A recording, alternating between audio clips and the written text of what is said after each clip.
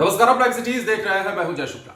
बिहार में नियोजित शिक्षक जो है एक तरफ राज्यकर्मी की मांग कर रहे हैं, कह रहे हैं कि उन्हें भी सरकार का हिस्सा बनाया जाए, राज्यकर्मी का दर्जा दिया जाए। और इसके लिए पिछले कई दिनों से क्या कुछ बिहार में चल रहा है, राजधानी पटना में चल रहा है, वो आप सभी देख रहे हैं। लेकिन अब इसी राज्यकर्मी के दर्जे की मांग के बीच बिहार में नियोजित शिक्षकों की नौकरी जाने वाली है।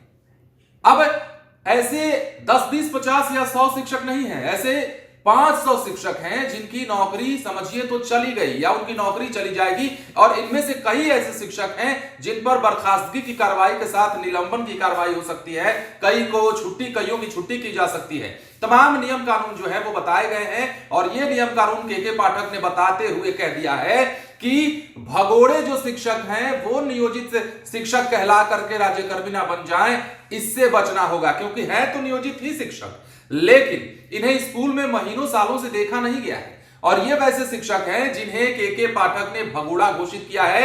और के पाठक ने जो आदेश अब जारी किया है, या फिर यूं कहें कि भगोड़े शिक्षकों को लेकर के जो चिंता जाहिर की है, वो हम आपको बताने जा रहे हैं। के पाठक ने कैसे कहा है कि भगोड़े शिक्षक राज्यकर्मी बन जाएंगे, इस बात का डर सता रहा है।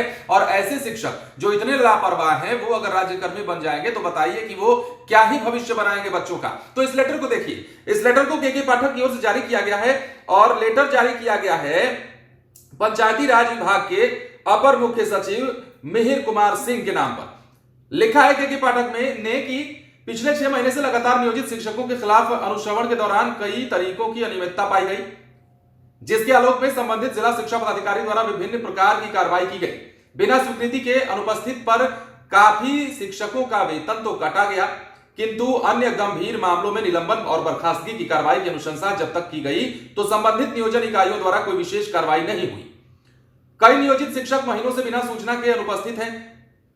इन्हें हम निम्नलिखित 2 चरणों में बांट सकते हैं। चरण 2 बांटे गए हैं और पहला चरण क में क्या लिखा गया है कि नियोजित शिक्षक जो 8 महीने से कम अवधि से गायब है, ऐसे कुल नियोजित शिक्षक हैं जिनके निलंबन की कार्रवाई की अनुशंसा की गई, लेकिन केवल 34 ही नियोजन इकाइयों द्वारा निलंबन की यह कार्रवाई की गई है। मतलब 6 महीने से जो कम अवधि से गायब हैं उन पर निलंबन की कार्रवाई होनी है, लेकिन जो कार्रवाई होनी है उसमें भी कम कार्रवाई हुई। यही के पाठक बता रहे हैं। इसके अलावा ख में लिखा गया है कि नियोजित शिक्षक जो 6 महीने से अधिक अवधि से गायब हैं, ऐसे कुल 582 नियोजित शिक्षक हैं।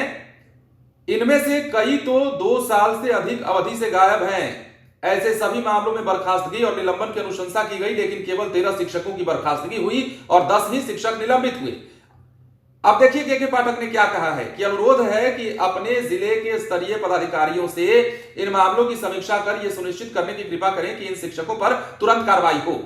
यह भी जान लीजिए कि अब ये नियोजित शिक्षक राज्यकर्मी बन चुके हैं और अब इनकी सक्षमता परीक्षा भी ली जा रही है। अतः उपरोक्त भगोड़े नियोजित शिक्षकों पर तुरंत कार्रवाई करनी होगी ताकि ये राज्यकर्मी ना बन सकें। जिलावार ये आंकड़े इस पत्र के साथ संलग्न हैं। के पाठक ने बड़ी बात कही है। कार्रवाई की अनुशंसा तो की गई थी, लेकिन जो कार्रवाई होनी चाहिए थी, जिस पैमाने पर कार्रवाई होनी चाहिए थी, वो कार्रवाई नहीं हुई। और ऐसे सैकड़ों शिक्षक हैं, 500 से ज्यादा तो ऐसे शिक्षक हैं जो 6 महीने से अधिक अवधि से गायब हैं और कई तो ऐसे हैं जो 2-2 साल तक स्कूल में नहीं आए। तो बताइए कि ऐसे शिक्षक अगर राज्यकर्मी बनेंगे तो कहां तक सही है और क्या भविष्य बना पाएंगे, वो बच्चों का क्या पढ़ा पाएंगे, क्या सिखा पाएंगे, जो खुद की जिम्मेदारी से भागे हुए हैं। इसलिए के पाठक ने इन्हें भगोड़ा कह दिया है और ऐसे सैकड़ों शिक्षक की नौकरी समझिए तो अब जाने वाली है और इनको कोई नहीं रोक सकता। क्योंकि के पाठक ने पंचायती राज विभाग के अपर मुख्य सचिव को जिस लेटर को लिखा है उसमें साफ साफ कहा है कि अगर ये मतलब सांकेतिक तौर पर कहा है कि अगर ऐसे लोग राज्यकर्मी बन जाते हैं, स्कूलों में चले जाते हैं, सरकार का हिस्सा बन जाते हैं, तो समझिए कि इतने कामचोर, इतने लापरवाह जो लोग हैं, जो अपने काम से भागे हुए हैं, अपने फर्ज से भागे हुए हैं, वो लोग क्या करेंगे। बहरहाल देखना होगा कि के पाठक के इस आदेश के बाद, उनके एक बार फिर से संज्ञान लेने के बाद अब इन भगोड़े शिक्षकों के खिलाफ क्या कार्रवाई होती है और इनके खिलाफ जो कार्रवाई की अनुशंसा की गई है उसे कितने दिन में प्रतिपादित किया जाता है। बने रहें लाइव सिटीज के साथ। धन्यवाद।